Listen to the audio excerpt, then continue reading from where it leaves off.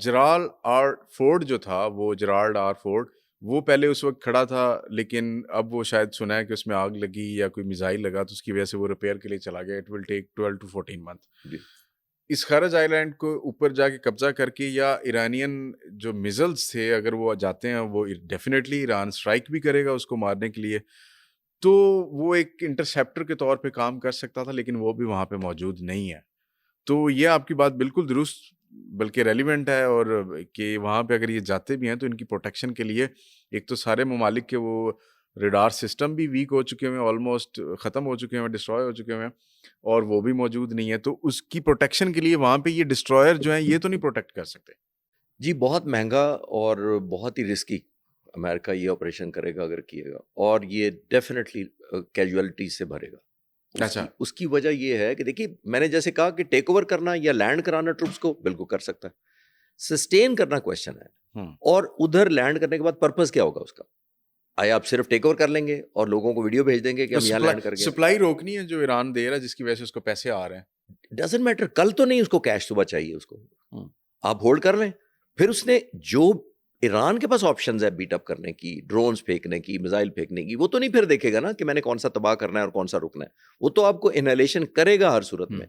میرا مطلب یہ ہے کہ امریکی پوائنٹ آف ویو، ایران چلے تھوڑی دیر روک لیتے ہیں کہ کیا کرتا ہے کہ نہیں کرتا. پہلے یہ بتائیں امریکہ نے لینڈ کرانے کے بعد ان ٹروپ سے کیا کام لینا ہے؟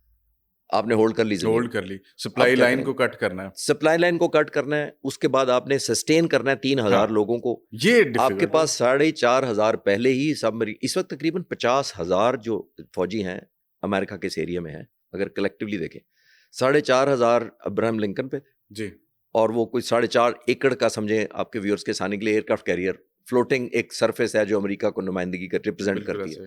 جراڈ فورڈ آپ نے دیکھا پل بیک کر لیا انہوں نے، وہ میڈیٹیرین میں تھا، انہوں نے بنیادی طور پر اسرائیل کے ڈیفینڈ کے لیے دوسرے سمندر میں بالکل ایسے وہ آگ لگ گئی. پہلے تو کبھی نہیں لگی، باب المندب والی سائڈ سے نکل کے جاتا، تو آج تک ہمیں نہیں پتہ لگا کہ آگ لگی آپ کے بوائلر ایریا میں. یا ویسے یہ کیا ہوا ہے؟ مجھے جو انفارمیشن میں پڑھ رہا تھا، مجھے یوں لگتا ہے کہ ابھی تک ایرانین نے بھی کنفرم نہیں کیا کہ انہوں نے کوئی اسٹرائک کی تھی اور جرال آرڈ فورٹ پہ جا کے لگی تھی جس کی وجہ سے وہ ڈسٹرائے ہوا. دیکھیں وہ میرا خیال یہ ہے کہ جب یہ اسرائیل جیسے ڈیفینس کو پینیٹریٹ کر سکتے ہیں، دیکھیے اسرائیل کے پاس کیا نہیں تھا ڈیفینس آئیڈیلی. یہ کلیم بھی تو کر سکتے ہیں ایرانینز کہ ہم نے مارا ہے. اس کا تو کر رہے ہیں ابراہم لنکن کا کہ ہم نے اسٹرائک کیا یاد وار کے شروع میں، اور اب وہ تقریباً 1600-1700 کلومیٹر پیچھے چلا گیا. تو جنگ تو دیکھیں، جنگ میں جہاز، میں نے انڈینس کو بھی کہتا تھا جب انڈین ایئر فورس نے گراؤنڈ کر دی تھی اپنی ایئر فورس، تو میں نے تنزیہ کہا تھا کہ آپ ایئر فورس کو جنگ میں گراؤنڈ کرنے کے لیے نہیں بناتے، آپ لڑنے کے لیے بناتے ہیں. تو اگر آپ کا جنگ میں ایئر کرافٹ کیریئر ایک کا بوائلر میں آگ لگ گئی، ایک کا کوئی ٹیکنیکل ہو گیا، تو پھر کس دن کے لیے رکھے تھے؟ آلدو ان کے پاس 11 ایئر کرافٹ کیریئر ہیں، بائی دا وے یہ نہیں ہے کہ 2 ایئر کرافٹ کیریئر، ان کے پاس بہت ہیں، وہ کم بیک کر سکتے ہیں.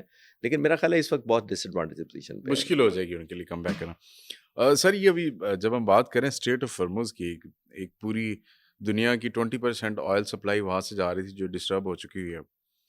ایران کے لیے اسٹریٹ آف ہرمز، یا جسے ہم ابنائے ہرمز کہتے ہیں، کیا ویلیو ہے اس کی؟ Why does he want control on strait of Hormuz? میرا خیال ہے ایران کو خود بھی نہیں پتا تھا کہ کیا ویلیو ہے. ایٹم بم سے زیادہ خطرناک ویپن بن گیا. اب ریلائز کیا انہوں نے، میرا خیال ہے کہ انہوں نے تو پچھلی جنگ میں بلاک نہیں کیا تھا، جون میں نہیں کیا تھا. اب انہوں نے، میں اس کو کہتا ہوں نیو فاؤنڈ ایڈوانٹیج. اچھا، ان کو اچانک ڈسکور ہوا ہے کہ یہ تو ہمارے ہاتھ میں یہ ریموٹ بڑا ہتھیار، اس لیے کہ دیکھیے میں آپ کو ثابت کر دیتا ہوں، 4% صرف تیل کنٹرول کرتا تھا ایران. اچھا، جنگ سے پہلے بالکل ایسے 1.38 billion barrel per day China کو دیتا تھا، جو وہ خود بناتا تھا. 80% چائنا کی ایکسپورٹ چائنا کو تھی، ٹھیک، صرف 4% دنیا کا. اب اسٹریٹ آف ہرمز جس طرح وہ مینج کر رہا ہے، اگر آپ کنٹرول نہ بھی کہے، اپنی مرضی سے کسی کو جانے دیتا ہے، اپنی مرضی نہیں دینا، تو اس کا مطلب ہے 20% دنیا کا اس کے ہاتھ میں، 4 سے 20% ہو گیا. اسی لیے وہ اپنا حق مانگتا ہے کہ جی میرا کنٹرول اب دے دیں. وہ ریلیٹ کرتا ہے اسٹریٹ آف ملاکا سے. Street of Malacca Malaysia Indonesia کے پاس ایک چھوٹا سا 2.8 کلومیٹر شاید ایک آئلینڈ ہے، ایک پیسج ہے. یہ ساؤتھ چائنا سی کو دیکھتا ہے. امریکہ ادھر بڑا انٹرسٹڈ ہے. امریکہ ہمیشہ چاہتا ہے کہ وہ کھلا رہے کیونکہ اس کی نظر رہتی ہے اس سارے ملاکا، انڈونیشیا، سنگاپور، تائیوان، ان سارے ملکوں پر نظر رہتی ہے. تو ایران وہی پیٹرن فالو کر رہا ہے، کہتا ہے جس طرح اس طرح ڈومیننس رکھی ہوئی ہے، امریکہ نے اپنی نظر رکھی ہے، مجھے بھی نظر رکھنے کی یا کنٹرول کی اجازت دیتے ہیں. وہ تو بارگین بعد میں ہوگی کہ ہوتی ہے کہ نہیں. تو ایران کو تو اب ریئلائز ہوا ہے کہ میں کیا کچھ کر سکتا ہوں اپارٹ فرام ادر سی. سر ایک اور ہم نے آج کل سنا کہ امریکن پریزیڈنٹ کیوبا کرتے ہیں. وہ کہتے ہیں کہ جی ہم کسی بھی ٹائم کنٹرول کر سکتے ہیں. وینزویلا والی صورتحال کو سمجھتے ہوئے انہوں نے ایران پہ اٹیک کیا تھا. اب اسی کو میرا خیال ہے اسی مائنڈ اسٹیٹ آف مائنڈ سے وہ کیوبا کی طرف بھی سوچ رہے ہیں. کیوبا اور ایران کو کیسے ہم کمپیئر کر سکتے ہیں؟ Is it similar to each other? No, سملر تو بالکل نہیں ہے. یہ امریکہ کے ساؤتھ میں ہے اور یہ ایک واحد ملک ہے جو امریکہ سے آج تک کنٹرول میں نہیں ہوا. فیڈرل کاسٹرو کے زمانے سے لے کے آج تک وش لسٹ ضرور رہی ہے امریکہ کی کہ کسی طرح اس کو سبڈیویڈنگ کریں اور اپنے کنٹرول میں کریں، لیکن وہ نہیں ہوا. ہاں، سملیرٹی مجھے ایک خطرہ ضرور نظر آتا ہے. اگر پریزیڈنٹ ٹرمپ ایران سے ہارے یا کامیابی نہ دکھا سکے جو انہوں نے وعدہ کیا ہے یا اب تک ہائپ کریٹ کی ہوئی ہے، تو پھر مجھے لگتا ہے وہ اسی سال الیکشن سے پہلے کیوبا پر ضرور حملہ کریں گے. اچھا، ایک ٹرافی دکھانے کے لیے اپنے لوگوں کو، ٹھیک ہے، کمپنسیشن کے لیے کہ لوگ ایران کو بھول جائیں. یہ مجھے خطرہ لگتا ہے. لیکن کیوبا بھی وینزویلا نہیں ہے، کیونکہ کیوبا کے جو اس وقت صدر ہیں وہ آبویسلی یہ تو آلموسٹ 1960 میں اس وقت پیدا ہوئے جب فیڈرل کاسٹرو حکومت کر رہے تھے اس وقت کے ہیں. لیکن یہ انتہائی ظاہر پڑھے لکھے ہیں، سیزنڈ پولیٹیشینز ہیں جو اس وقت ہیں. اتنی زیادہ انہوں نے ریزسٹنس دکھائی ہے کہ وہ امریکہ خود حیران ہے. اور یہ واک ان والا نہیں ہوگا جیسے، لیکن امریکن پریزیڈنٹ کی ضرور خواہش ہوگی کہ اگر ایران سے وہ نہیں کچھ مل سکا تو میں لوگوں کا دھیان ڈائیورٹ کرنے کے لیے ایک وار ٹرافی کے طور پر ضرور کیوبا کو پیش کروں. یہ ایک سملیرٹی ہے سر. اچھا، کیوبا کے ساتھ ساتھ سر یہ بھی ایک چیز لوگ بڑا پوچھ رہے ہیں کہ اس وار میں چین اور ایران ابھی تک باہر بیٹھے ہوئے ہیں. کیا وہ کسی بھی ٹائم اس وار میں کود سکتے ہیں؟ اور کیا ٹریگر پوائنٹ ہوگا کہ وہ ایران، روس اور چین کو اس وار میں لے آئے؟ میرا خیال ان کو ضرورت ہی نہیں ہے. ضرورت 2-3 وجہ سے نہیں ہے. کہ دیکھیے روس تو اس وقت بڑا کمفرٹیبل پوزیشن میں ہے، پریزیڈنٹ پوٹن بڑے کمفرٹیبل میں ہے یا خوش ہیں کم از کم، اگر میں یوز کرنے کی اجازت دیں. خوش اس لیے ہیں کہ ان کو تو ساری کی ساری military hardware, weapons, Patriots, Tomahawk, سارے کے سارے تو جو وہاں پہ یوکرین میں ہونے تھے وہ تمام کے تمام مڈل ایسٹ میں موو کر دیے گئے ہیں. تو ان کو تو پریشر کم ہو گیا.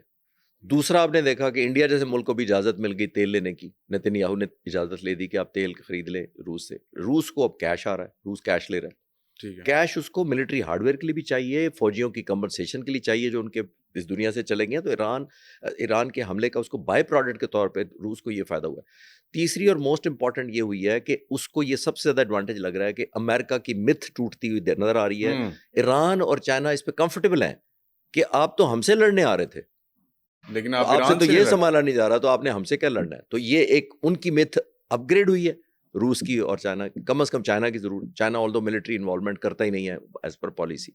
اور تیسرا آپ نے ایک اور ڈائمینشن نوٹ کریں. پریزیڈنٹ ٹرمپ کا ڈیلما یہ ہے کہ ساؤتھ کوریا نے میزائل بنائے تھے، obviously پیٹریاٹ ادھر لگائے ہوئے تھے انہوں نے. اب جو ہی پریزیڈنٹ ٹرمپ نے کہا کہ ہم وہاں سے بھی یہ ڈیفینس اٹھا کے یہاں لاتے ہیں، تو نارتھ کوریا نے 10 میزائل ٹیسٹ کر دیے. آپ نے میزائل ٹیسٹ کر دیا اس نے، just to send a message کہ جناب ادھر سے آپ نہیں لے جا سکتے، میں ابھی بھی خطرہ ہوں. تو ایک اور ڈیلما کریٹ کر دیا. تو آئی تھنک یہ ساری جو انٹرنیشنل پاورز ہیں، خاص طور پر روس اور چائنا کی طرف آپ کہہ رہے تھے، میرا خیال ہے جو وہ کام ایران سے انڈائریکٹ کروا رہے ہیں ان کو فیس پہ آنے کی ضرورت ہی نہیں ہے. اسی لیے آپ نے دیکھا امریکہ ڈیلی بیسس پہ کبھی کنفیوژن میں یہ بیان دیتا ہے کہ روس مدد کر رہا ہے، پھر جب آپ کسی کو کہتے ہیں کہ یہ آپ نے میری یا اس کو گولی ماری ہے یا اس مگ کو نشانہ بنایا ہے،